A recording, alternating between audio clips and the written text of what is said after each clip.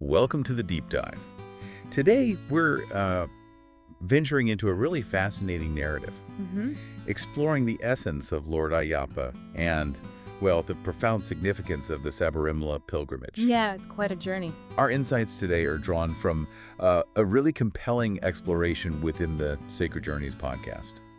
It paints such a vivid picture, doesn't it, of the deity and the traditions. It really does. And what's remarkable, I think, is how this particular narrative approaches it. It's not just about rituals, Right. It presents it as a genuine journey of, well, inner transformation. It really makes you look beyond the surface, consider the deeper meanings. Exactly.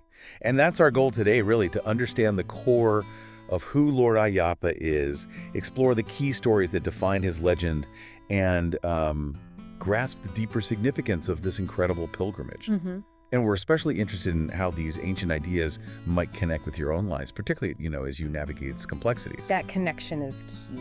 Okay, so let's start at the beginning. Who is Lord Ayyappa, fundamentally? Well, what's particularly striking and highlighted in our source is his divine origin. He's understood as a fusion, right? A fusion? Yes, born from the union of Lord Shiva and Mohini. And Mohini, of course, is the female form of Lord Vishnu. Ah, okay. So Shiva and Vishnu combined, in a sense. Precisely. And this dual parentage isn't just like a mythological footnote. It really speaks to something fundamental about him. Right. The Sacred Journeys source emphasizes this.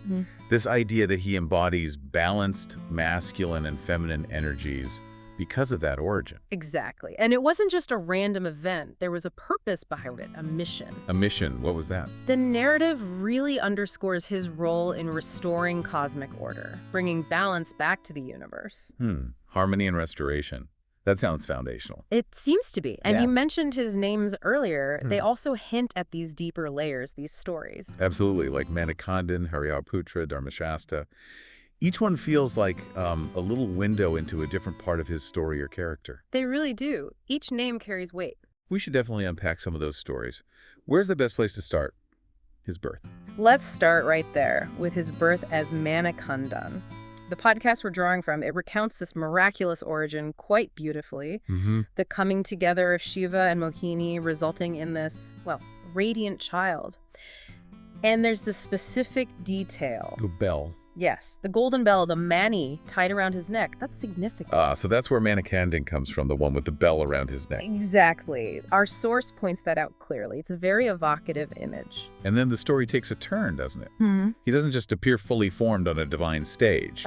There's a human element with King Rajashekara. Right. It wasn't a grand, imposing arrival. It was quite a touching discovery, actually. The king finds him. Yes, the king finds this extraordinary infant in the forest and raises him as his own son, as a prince in Pandalam. So there's this blend of the divine and the human right from the start. It adds a really compelling layer, I think, this connection to the human world, even with his divine nature. But of course, being a prince wasn't his final destiny. No, because then comes this major task. Yeah. Right. Defeating the demoness Mahishi. That's a crucial part of his purpose. It sounds like a classic battle, good versus evil. But the podcast, our source, it highlights something more nuanced than just, brute force. That's a great point. The narrative is clear. His victory wasn't just about power. It was achieved through wisdom and compassion working together. Wisdom and compassion. That says a lot about his character. It really does. It underscores this idea of justice, but a justice tempered with understanding. It wasn't just about destroying a threat. It was fulfilling a cosmic duty, but in the right way. A righteous way. Okay. Yeah. And after that mission, what happens then? Yeah. He fulfilled his purpose.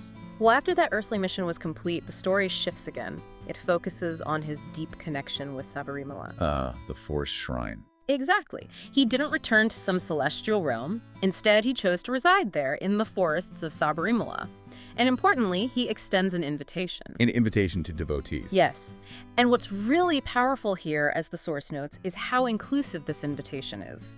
He welcomes devotees with pure hearts, specifically mentioning that it transcends barriers like caste or social standing. That openness is quite profound, isn't it? Yeah. Especially for the time. It's a really central dimension of the Sabarimala tradition, and this naturally brings us to the preparation required to accept that invitation, the famous 41-day Vratham. Ah, yes, the fast. Can you tell us more about that? It sounds intense. It is. The podcast really emphasizes that the pilgrimage is as much internal work as it is a physical trek. Okay. And this 41-day Vratham, this period of fasting and devotion, it's absolutely central. Right. It involves some pretty rigorous self-discipline. Like what specifically? Well, things like celibacy, maintaining a strict vegetarian diet, daily prayers, singing devotional songs, bhajans.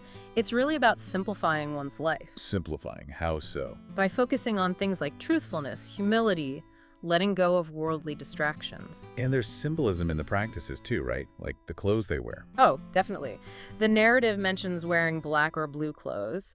This symbolizes detachment from worldly concerns and ego. Detachment. And there's also the way devotees address each other during this time as Swami or Ayyappa. Seeing the divine in each other. Exactly. It's about recognizing the inherent divinity within every fellow pilgrim, every seeker. It breaks down barriers. So it's a process of shedding the ego, letting go of attachments. Precisely. The source describes it beautifully as a period of drawing closer to your own inner self and closer to the divine presence. It's not just about not doing certain things. It's a deep inner purification. That makes sense. It prepares them for the actual journey. It does, and following that intense preparation, then comes the physical journey to Sabarimala itself. What stands out about that trek? Well, the source describes it, as this demanding physical trek through dense forests. It's not easy. Challenging terrain. Yeah. And it culminates in climbing the 18 holy steps, the Pathanethampadi leading up to the main temple, the Sanctum Sanctorum. And those steps aren't just steps, are they? There's meaning there, too. Absolutely. Deep symbolic meaning. Each step is understood to represent overcoming specific worldly vices or negative tendencies. Like what? Can you give examples? Sure. Things like kama, which is desire or lust, krodha, anger, lobha, greed, and so on for all 18 steps. Wow. So climbing the steps is like a metaphor for spiritual ascent. Exactly. It's portrayed as this climb towards spiritual purity. And the idea is that only those who've genuinely done the work, who've strived for that inner clarity during the Vratham, can truly ascend them in spirit. It's a powerful image, a physical representation of an inner struggle and achievement. It really is. And then the climax of it all. Reaching the top, reaching the inner sanctum. There's that powerful chant you hear. Yes. Swami Saranam Ayyappa. Swami Saranam Ayyappa.